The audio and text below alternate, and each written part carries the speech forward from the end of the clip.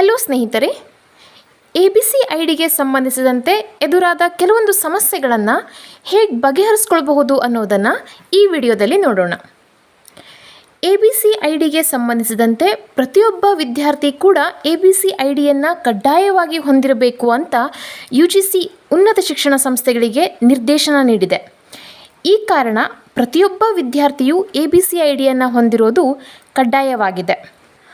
ಅದನ್ನು ಹೇಗೆ ಜನ್ರೇಟ್ ಮಾಡೋದು ಅನ್ನೋದನ್ನು ನಾವು ಹಿಂದಿನ ವಿಡಿಯೋದಲ್ಲಿ ತಿಳ್ಕೊಂಡಿದ್ವಿ. ಆದರೆ ಕೆಲವೊಬ್ಬರಿಗೆ ಕೆಲವೊಂದು ಸಮಸ್ಯೆಗಳು ಎದುರಾಗಿದ್ದಾವೆ. ಕೆಲವೊಬ್ಬರು ಆಧಾರ್ ಕಾರ್ಡ್ಗೆ ಕಂಪೇರ್ ಮಾಡಿದ್ರೆ SSLC R degree marks card ಮೇಲೆ ನೇಮ್ ಚೇಂಜ್ ಆಗಿರೋ ಸಾಧ್ಯತೆ ಇದೆ. ಅವರು ಕಂಪಲ್ಸರಿಯಾಗಿ SSLC ಮಾರ್ಕ್ಸ್ ಕಾರ್ಡ್ನಲ್ಲಿರೋ ಹಾಗೆ ಆಧಾರ್ನಲ್ಲಿ ನೇಮ್ ಚೇಂಜ್ ಮಾಡ್ಕೊಳ್ಳಿ. ಸೇವಾ ಸಿಂಧು ಪೋರ್ಟಲ್ ಥ್ರೂ ಅದನ್ನು ಮಾಡಬಹುದಾಗಿದೆ. ಇಲ್ಲ ಅಂದರೆ ನಿಮ್ಮ ABC ಐಡಿಯಲ್ಲಿ ಕೂಡ ಅದೇ ನೇಮ್ ಬರುತ್ತೆ. ಮುಂದೆ ನಿಮಗೆ ಪ್ರಾಬ್ಲಮ್ ಆಗೋ ಸಾಧ್ಯತೆ ಇರೋ ಕಾರಣ ಯಾರು ನೇಮ್ ಚೇಂಜ್ ಆಗಿದೆಯೋ ಅವರು ಆಧಾರ್ ಕಾರ್ಡ್ನಲ್ಲಿ SSLC ಮಾರ್ಕ್ಸ್ ಕಾರ್ಡ್ನಲ್ಲಿರೋ ಹಾಗೆ ನೇಮ್ ಚೇಂಜಸ್ ಮಾಡ್ಕೊಳ್ಳಿ. ನಂತರ ನೀವು ಆಧಾರ್ ಕಾರ್ಡ್ ಅಪ್ಡೇಟ್ ಆದ ನಂತರ ABC ಐಡಿಯನ್ನು ಕ್ರಿಯೇಟ್ ಮಾಡಬಹುದು.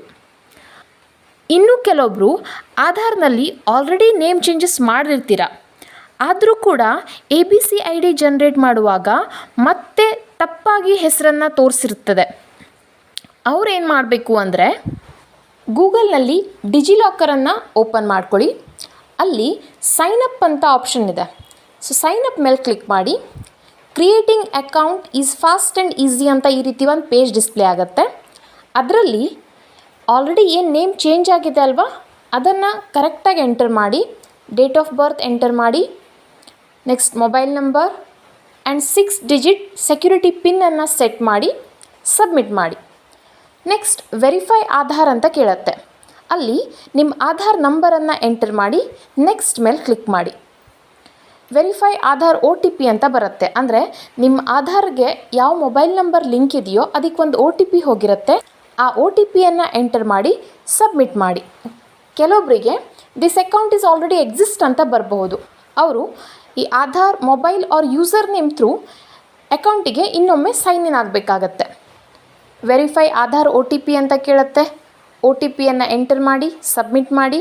ಆಲ್ರೆಡಿ ಸೆಟ್ ಮಾಡಿರುವಂತಹ ಸೆಕ್ಯೂರಿಟಿ ಪಿನ್ನನ್ನು ಎಂಟರ್ ಮಾಡಿ ಸಬ್ಮಿಟ್ ಮಾಡಿ. ಓಕೆ, ಇವಾಗ ನಿಮ್ಮ ಕರೆಕ್ಟ್ ಆಗಿರೋ ನೇಮನ್ನು ಅಲ್ಲಿ ತೋರಿಸುತ್ತೆ. ಅಲ್ಲಿ ಲೆಫ್ಟ್ ಸೈಡಲ್ಲಿ 3 ಲೈನ್ಸ್ ಇದೆ. ಅದ್ರ ಮೇಲೆ ಕ್ಲಿಕ್ ಮಾಡಿ. ಇಶ್ಯೂಡ್ ಡಾಕ್ಯುಮೆಂಟ್ಸ್ ಮೇಲೆ ಕ್ಲಿಕ್ ಮಾಡಿ. ಅಲ್ಲಿ ಒಂದು ವೇಳೆ ನೀವು ಆಲ್ರೆಡಿ ABC ಐಡಿ ಅಥವಾ ಅಪಾರ್ ಐಡಿಯನ್ನು ಜನ್ರೇಟ್ ಮಾಡುತ್ತಿದ್ದರೆ ಅದನ್ನು ತೋರಿಸುತ್ತೆ. ಜೊತೆಗೆ ನಿಮ್ಮ ಆಧಾರ್ ಏನು ಅಪ್ಡೇಟ್ ಆಗಿದೆಯೋ ಅಥವಾ ಆಧಾರನ್ನು ನೀವೇನು ಇಶ್ಯೂ ಮಾಡ್ಕೊಂಡಿದ್ರೋ ಅದನ್ನು ತೋರಿಸುತ್ತೆ. ಅದ್ರ ಮೇಲೆ ಕ್ಲಿಕ್ ಮಾಡಿದವಾಗ ನಿಮ್ಮ ಆಧಾರ್ ಕಾರ್ಡಲ್ಲಿ ಏನು ಹೆಸರಿದೆ ಅಥವಾ ಏನು ಡೇಟ್ ಆಫ್ ಬರ್ತ್ ಏನಾದರೂ ಚೇಂಜಸ್ ಆಗಿದೆಯೋ ಅಥವಾ ಅಡ್ರೆಸ್ ಏನಾದರೂ ಚೇಂಜಸ್ ಆಗಿದೆಯೋ ಅದನ್ನು ನೋಡ್ಕೊಳ್ಳಿ ಒಂದು ಸಲ. ಅಲ್ಲಿ ಪಕ್ಕದಲ್ಲಿ 3 ಡಾಟ್ ಇದೆ. ಅದ್ರ ಮೇಲೆ ಕ್ಲಿಕ್ ಮಾಡಿ ಒಂದು ಸಲ ರಿಫ್ರೆಶ್ ಕೊಟ್ಕೊಳ್ಳಿ. ನೆಕ್ಸ್ಟ್ ಅಪ್ಡೇಟ್ ಆಧಾರ್ ಅನ್ನೋ ಒಂದು ಪೇಜ್ ಡಿಸ್ಪ್ಲೇ ಆಗುತ್ತೆ. ಅದರಲ್ಲಿ to update Aadhaar please give your consent ಅಂತ ಇದೆ. ಅಲ್ಲೊಂದು ಚೆಕ್ ಬಾಕ್ಸ್ ಇದೆ. ಕ್ಲಿಕ್ ಮಾಡಿ ಅಪ್ಡೇಟ್ ಮೇಲೆ ಕ್ಲಿಕ್ ಮಾಡಿ. ನೆಕ್ಸ್ಟ್ ನಿಮ್ಮ ಮೊಬೈಲ್ ನಂಬರ್ಗೆ ಒಂದು OTP ಬರುತ್ತೆ. ಆ OTPಯನ್ನು ಎಂಟರ್ ಮಾಡಿ ಅಪ್ಡೇಟ್ ಮೇಲೆ ಕ್ಲಿಕ್ ಮಾಡಿದವಾಗ ಆಧಾರ್ ಕಾರ್ಡ್ ಅಪ್ಡೇಟ್ ಆಗಿರೋದನ್ನು ನೀವು ನೋಡ್ತೀರಾ. ಒಂದು ವೇಳೆ ಅಪ್ಡೇಟ್ ಆಗಿಲ್ಲ ಅಂತಾದರೂ 2-3 ಡೇಸಲ್ಲಿ ಅದು ಅಪ್ಡೇಟ್ ಆಗುತ್ತೆ. ಆ ನಂತರ ಬೇಕಿದ್ರೆ ನೀವು ABC ಐಡಿಯನ್ನು ಜನ್ರೇಟ್ ಮಾಡ್ಬೋದು. ಒಂದು ವೇಳೆ ಅಪ್ಡೇಟ್ ಆಗಿದ್ದರೆ ಡೈರೆಕ್ಟಾಗಿ ABC ಐಡಿಯನ್ನು ಆವಾಗಲೇ ಜನ್ರೇಟ್ ಮಾಡಬಹುದಾಗಿದೆ. ಓಕೆ, ಒಂದು ವೇಳೆ ನೀವು ಆಲ್ರೆಡಿ ನೇಮ್ ತಪ್ಪಾಗಿತ್ತು, ಆಲ್ರೆಡಿ ಅಪಾರ್ ಐಡಿಯನ್ನು ಜನ್ರೇಟ್ ಮಾಡಿಬಿಟ್ಟಿದ್ದೀರಾ, ಇವಾಗ ಅದನ್ನು ಹೇಗೆ ಚೇಂಜ್ ಮಾಡೋದು ಅಂತ ಕೇಳ್ತಿದ್ರೆ ಅಲ್ಲಿ ಅಪಾರ್ ಐಡಿ ಕಾಣ್ತಿದೆಯಲ್ಲ, ಅಲ್ಲೂ ಕೂಡ ಪಕ್ಕದಲ್ಲಿ 3 ಡಾಟ್ ಇದೆ. ಅದ್ರ ಮೇಲೆ ಕ್ಲಿಕ್ ಮಾಡಿ ನೋಡಿ. ಅಲ್ಲಿ ಡಿಲೀಟ್ ಅಂತ ಒಂದು ಆಪ್ಷನ್ ಇದೆ. ಅದ್ರ ಮೇಲೆ ಕ್ಲಿಕ್ ಮಾಡಿ. Next I you trying to delete the APAAR ID which was earlier fetched, ಅದೊಂದು ಡೇಟ್ ತೋರಿಸುತ್ತೆ. I you sure you want to permanently delete this document ಅಂತ ಕೇಳುತ್ತೆ. ಡಿಲೀಟ್ ಮಾಡಿ. ಅದರ ನಂತರ ಮತ್ತೆ ಹೋಮ್ ಪೇಜಿಗೆ ಹೋಗಿ ಅಲ್ಲಿ ಅಕಾಡೆಮಿಕ್ ಬ್ಯಾಂಕ್ ಆಫ್ ಕ್ರೆಡಿಟ್ಸ್ ಅಂತ ಇದೆ. ಅದ್ರ ಮೇಲೆ ಇನ್ನೊಮ್ಮೆ ಕ್ಲಿಕ್ ಮಾಡಿ. ಮತ್ತು ಸೇಮ್ ಪ್ರೊಸೀಜರ್, ಅಂದರೆ ಅಲ್ಲಿ ಅಪಾರ್ ಐಡಿ ಅಂತ ಒಂದು ಪೇಜ್ ಡಿಸ್ಪ್ಲೇ ಆಗುತ್ತೆ. ಅಲ್ಲಿ ನಿಮ್ಮ name, date of birth, gender already fetch ಆಗಿರುತ್ತೆ.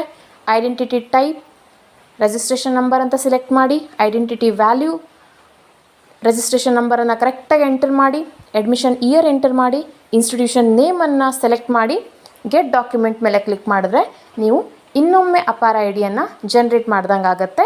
ನೀವು ಬೇಕಿದ್ರೆ ಅದ್ರ ಮೇಲೆ ಕ್ಲಿಕ್ ಮಾಡಿ ನೋಡಿ, ಇವಾಗ ನೇಮ್ ಚೇಂಜ್ ಆಗಿರುತ್ತೆ. ಅಥವಾ ನಿಮ್ಮ ಡೇಟ್ ಆಫ್ ಬರ್ತ್ ಏನಾದರೂ ಚೇಂಜ್ ಆಗೋದಿದ್ರೆ ಚೇಂಜ್ ಆಗಿರೋದನ್ನು ನೀವು ನೋಡಬಹುದು. ಓಕೆ, ಇದಿಷ್ಟು ಆಧಾರ್ ಕಾರ್ಡ್ಗೆ ಸಂಬಂಧಪಟ್ಟಂತೆ.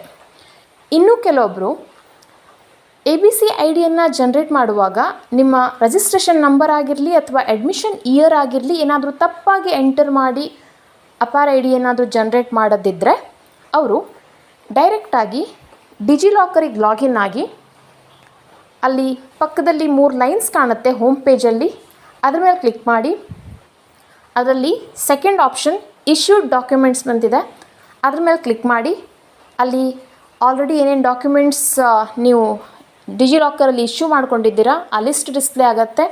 ಅದರಲ್ಲಿ ಅಪಾರ ಐ ಡಿ ಆಲ್ರೆಡಿ ಜನ್ರೇಟ್ ಆಗಿರೋದನ್ನು ತೋರಿಸುತ್ತೆ.